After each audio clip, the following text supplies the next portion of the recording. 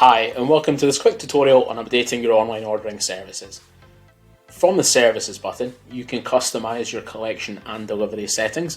You can turn your settings on or off for both website and mobile app orders. To turn a service off, simply click the relevant switch, and if you wish to turn the service back on, you can click this again to turn it on. You can also specify your expected delivery and collection times using each relevant drop-down. Once you're happy with your chosen settings, simply click Save, and this will update your online ordering settings for both website and mobile app orders. Thanks for watching.